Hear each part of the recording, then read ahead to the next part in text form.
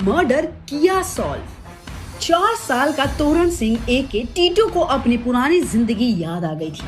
तोरण बचपन से ही मानता था कि उसका पुनर्जन्म हुआ है और वो इस जन्म में अपनी पुरानी जिंदगी में हुए मर्डर के कातिलों को सजा दिलवाने के लिए वापस आया है। टीटू ने ये बताया था कि उसका नाम सुरेश था और वो आगरा का रहवासी था और उसकी एक बीवी और 2 बच्चे भी हैं।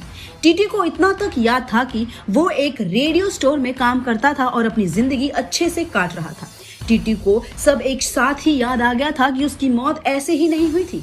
टीटू को बहुत क्लियर विजन था कि उसे मारा गया था। टीटू ये बात अपने माँ बाप को जब शुरुआत में बताता था तब उन्हें लगता था कि वो बस कहानियां बना रहा है, मगर बाद में टीटू की बेचैनी बढ़ती जा रही थी। उसका ये जन्म जरूर ही बदला लेने के लिए हुआ है, इसीलिए अब उसे कातिलों को सजा दिलाए बगैर नींद ही नहीं आती थी। अपने माँ बाप को उसने और भी कई बातें बताई कि जैसे पिछले जन्म में उसका दिन कैसे होता था, उसे क्या क्या पसंद था और सबसे बड़ी बात यह कि उसका स्वभाव कैसा था। टीटू खुद को जिद्दी और ढीठ मानता था पिछले जन्म में और यही कारण था उसके मौत का।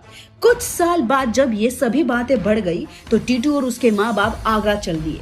वहां उन्होंने सुरेश का और उसके परिवार का पता लगाया। टीटू ने बताया था कि उसकी मौत सर पर गोली लगने से हुई है। टीटू के सर पर गोली के निशान का हल्का सा बर्थ मार्क भी था। जब टीटू और उसके माँ बाप सुरेश की पत्नी से मिले तब उसकी पत्नी ने कंफर्म किया कि उसकी मौत गोली लगने की वजह से ही हुई थी। और तो और जिस तरह टीटू का बर्थ मार्क है, गोली उसी दिशा में लगी थी। सुरेश की पत्नी ने बताया कि एक दिन वो घर के बाहर कार में उसका और उसके बच्चों का वेट कर रहा था जब कोई आकर उसे गोली मार गया। कातिल का पता कभी नहीं चल पाया।